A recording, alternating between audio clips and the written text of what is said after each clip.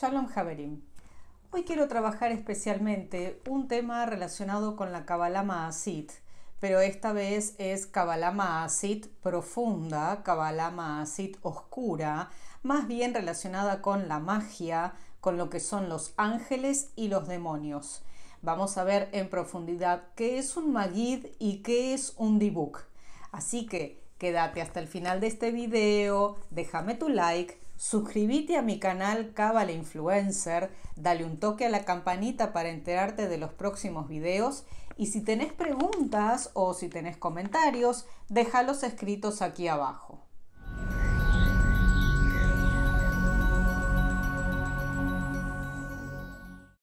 Dentro de la Kabbalah tenemos dos formas de posesión. Una posesión que se llama Magid y otra posesión que se llama Dibuk. Vamos a ver cuáles son estas diferencias. El Dibuk es el espíritu de una persona fallecida que toma posesión temporal de un cuerpo. El cuerpo se anula y suele ser acompañado por convulsiones y cambios en la voz, cambios en la conducta, en la personalidad y a veces la vocalización de idiomas desconocidos para el poseso, es decir, para la persona que ha sido poseída. Aquí estamos hablando del Dibuk. Se lo identifica en algunos casos como demonio, sobre todo dentro de la Kabbalah hebrea, la palabra Dibuk. Recordemos que las palabras hebreas tienen una raíz trilítera que define una familia de palabras relacionadas con ella. Y fíjense, la palabra Dibuk contiene tres letras que son Dalet, Bet y Kuf, que es la misma raíz de la palabra Debekut. Debekut significa apego, apego a Dios, entrega. Es decir, aquella cosa que uno está completamente anulado, cuando digo uno me refiero al yo, y la Debekut tiene que ver con la posesión de parte de algo, de un ente o de una energía sobrenatural a la cual nosotros nos apegamos. Esta energía puede ser positiva o negativa. La intención, obviamente, cuando hacemos trabajos desde la Kabbalah, es mantener una Debekut positiva, la Debekut al Creador, la Debekut a Dios, y no que nos apegue o que se nos pegue un demonio.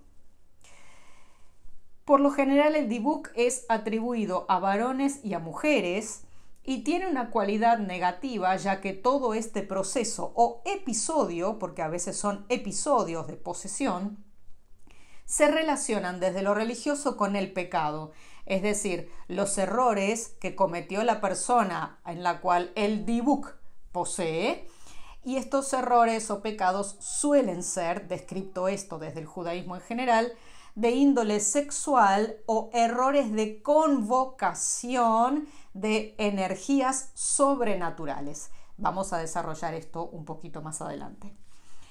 En cambio, en diferencia del Dibuk con el Magid es una entidad celestial, no es el espíritu de una persona fallecida que toma posesión, sino que es una entidad celestial que se apodera del estado mental de quien lo invoca, entregando secretos místicos o viniendo a enseñar temas espirituales elevados. Se lo identifica en algunos casos con un ángel, o sea, un Dibuk está identificado con un demonio y un Magid está identificado con un ángel. En esta experiencia, en la de Magid, se altera la conciencia y el meditador percibe esta vivencia como más allá de su control y en estado de trance. Es decir, la persona puede recordar y percibir lo que le está sucediendo, mientras que cuando está poseído por un Dibuk no es así. La posesión y el trance son dos situaciones en general abandonadas por lo que es la ciencia, por lo que es la psiquiatría y las neurociencias. Recién ahora quizás hay una introducción al tema un poquito más profunda, pero claro, fueron relegados estos temas a lo que es los mitos y el misticismo. Hay algunos autores brillantes sobre estos temas, por ejemplo, Rafael Patai, Matt Goldish, Yossi Yages, Moshe Idel. Estos son autores intelectuales que trabajan desde lo que es la explicación de fenómenos que podríamos denominar paranormales o sobrenaturales desde el misticismo, desde la cábala hebrea, obviamente desde lo que es Maaseh Merkabah. La descripción de diferentes cabalistas sobre estos fenómenos o experiencias disociativas autoinducidas, como es la del Magid. Tenemos una meditación que se llama meditación Magid, que próximamente vamos a hacer sobre esto un video. Es un testimonio valioso, además de mostrarnos cómo ciertas técnicas llevan a ciertas experiencias. En realidad, lo que es la convocación del Magid es algo que tiene siglos ya de practicarse y de esto hay documentación escrita. La experiencia extática refiere más a una vivencia magídica, o sea, relacionada con el magid, con lo que es la invocación o la canalización de una energía celestial o angélica, ya que la misma, a diferencia del dibuk, es intencionalmente inducida para revelar secretos al cabalista. No sucede lo mismo con el dibuk. El dibuk no es inducido, el dibuk aparece espontáneamente por algún error, ya sea de técnica o algún error en las midot de la persona que invoca. Las midot son las acciones positivas, las cualidades positivas. La primera vez que aparece el término Magid desde esta acepción es en el Sefer Hatamar y era muy común en el círculo del Sefer HaMeshiv en España. Es decir, alrededor de determinados cabalistas se juntaban grupos de personas que analizaban cuáles eran estas experiencias y tomaban registro, tomaban nota.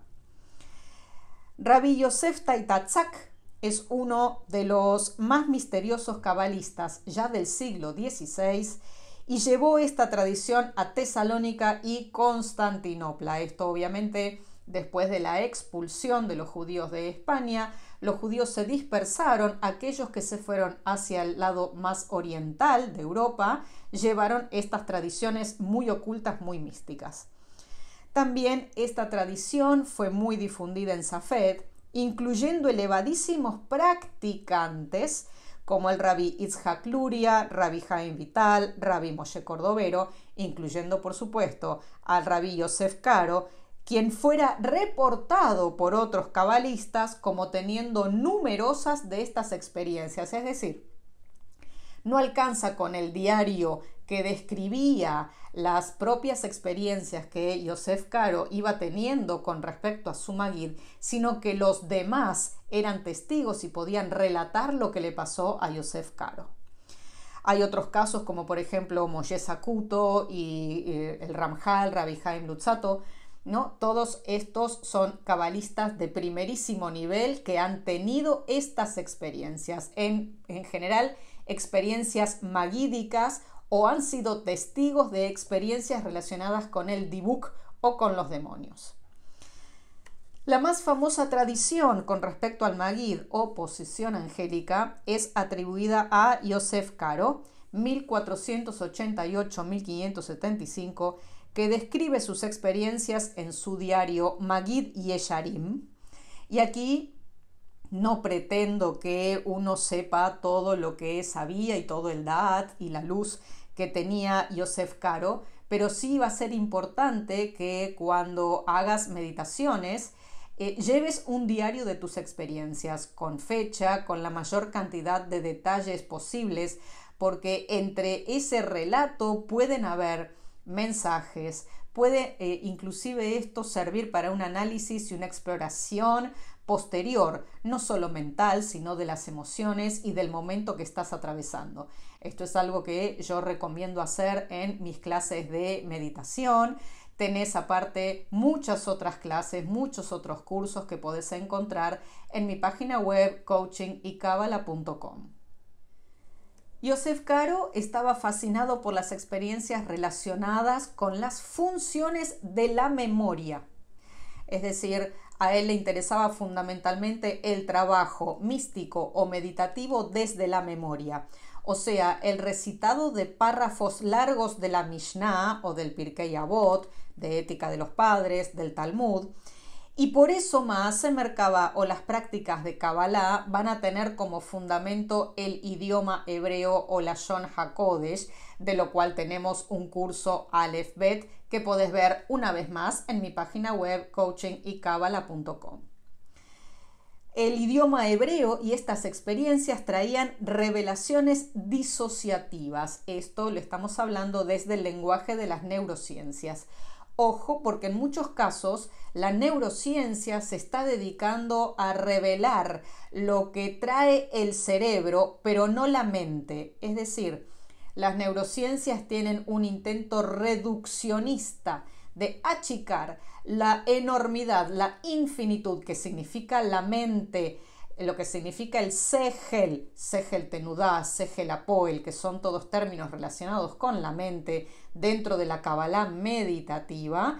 La neurociencia intenta reducir todo ese infinito a lo que es un órgano, a lo que es el cerebro, que es un órgano absolutamente maravilloso como todos los demás órganos perfectos y sabios que forman parte de nuestro cuerpo, pero no podemos reducir lo que es la mente, lo que es la psique o lo que es el alma a un órgano físico como es el cerebro. El Magid Mesharim de Yosef Karo transcribe las palabras que le habría dictado a Yosef Karo la entidad que poseyó su mente a lo largo de varias décadas, anotando en cada caso la fecha de comunicación. Según el propio texto, el Magid no sería otra cosa que el profeta Elías que habría escogido a Yosef Karo como discípulo. Y si te apegas a mí y a mi temor, merecerás hablar con el profeta Elías estando despierto, y él estará de pie ante ti o sentado y te enseñará palabras de la Torá.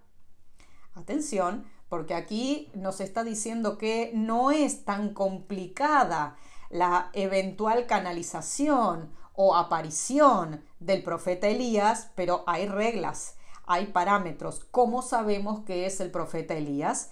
Bueno, en realidad uno estará despierto y hablando hasta físicamente, estará de pie ante ti o sentado y te enseñará palabras de Torá.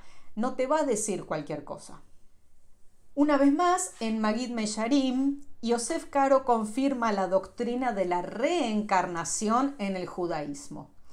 Las personas vienen a este mundo, vuelven y van a ese mundo y se vuelven a reencarnar nuevamente en este y así siempre, y no descansan.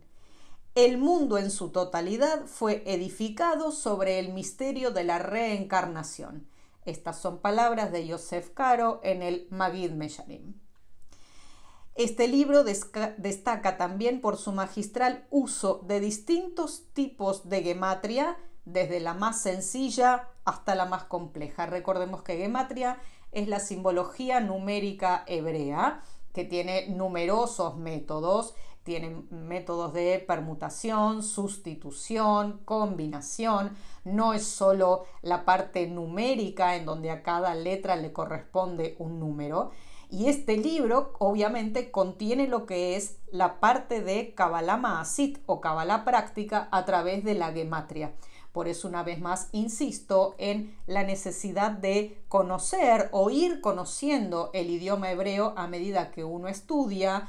Para eso podés ver un video de este lado que se llama ¿Cómo se estudia Kabbalah?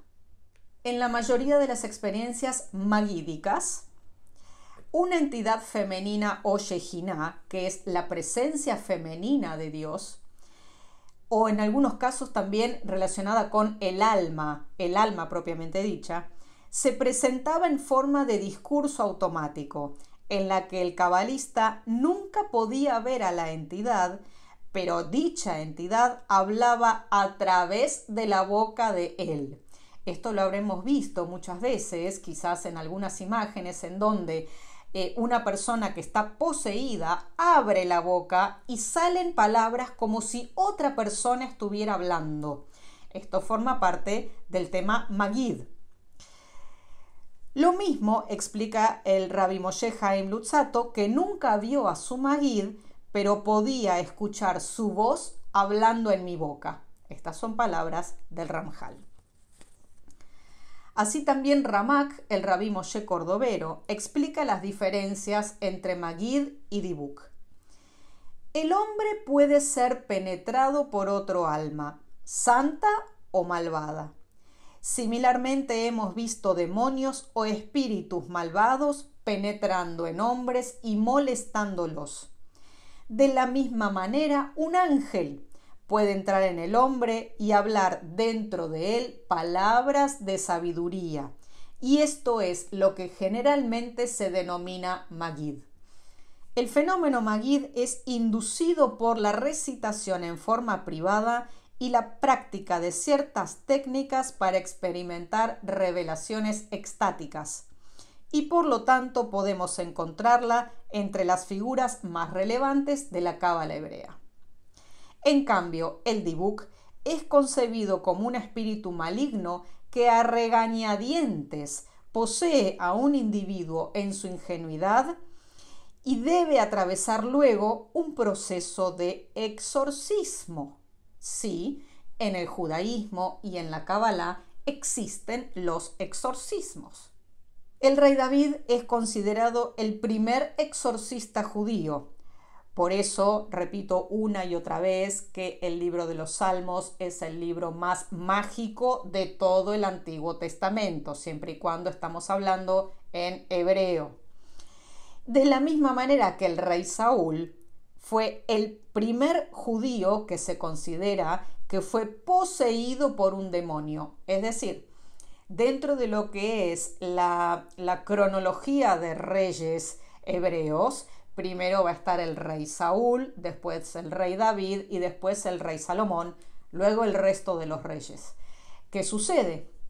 Sucede que el rey Saúl estaba, entre comillas, y esto está relatado en el Talmud y explicado por varios exégetas, estaba poseído por un demonio, y el que iba a ser rey posteriormente, es decir, David, que para ese momento podía ser un pastor o un guerrero, era quien tenía el poder, que Dios le había concedido el poder, de exorcizar, entre comillas, al demonio que tenía adentro el rey Saúl. Sobre esto, ustedes saben que yo, Ruth Perkovich, la profe de Cábala, busco siempre las fuentes hebreas. Por lo tanto, no es que estamos hablando por hablar, sino que vamos a ir al texto bíblico a buscar qué dice con respecto al rey David, que supuestamente fue el primer exorcista, y al rey Saúl, que fue el primer poseído. Dice así en el libro primero de Samuel, capítulo 16, versículo 14. Ya que el Espíritu de Dios se había apartado de Saúl, un espíritu malo deseado por el Eterno le aterrorizó. Y los siervos de Saúl le dijeron: He aquí que te aterra un espíritu malo de Dios. Que nuestro Señor ordene a tus siervos aquí presentes que busquen un hombre que toque bien la lira, y será que cuando el espíritu malo venga sobre ti, él tañerá con su mano y tú te sentirás bien. O sea, estaban buscando a alguien para relajar el espíritu endemoniado que había poseído a Saúl. Y luego tenemos en el mismo capítulo 16, pero versículo 23, y ocurrió cuando el espíritu malo de Dios estaba sobre Saúl, que David tomaba la lira y tañía con su mano, de modo que Saúl encontraba alivio y se sentía bien, así pues el espíritu malo se apartaba de él. Recordemos que cuando nosotros intentamos invocar o convocar a una energía que no tenemos el poder para manipular, debemos ser muy cuidadosos. Por eso puede suceder que en más de un caso baje energía negativa y esa energía negativa puede tener la suficiente fuerza para poseer a una persona. Y sobre este tema quiero referirme en detalle a lo que es un exorcismo judío que aparece en la película The Possession o The Book Box. Espero que te hayas enterado de lo que es la diferencia entre un dibuk y un magid. Si te gustó este video, déjame tu like, tus comentarios y preguntas aquí abajo. Dale un toque a la campanita para enterarte de los próximos videos. Te recuerdo que soy Ruth Berkowitz, la profe de Cábala, y nos vemos en el camino. Shalom.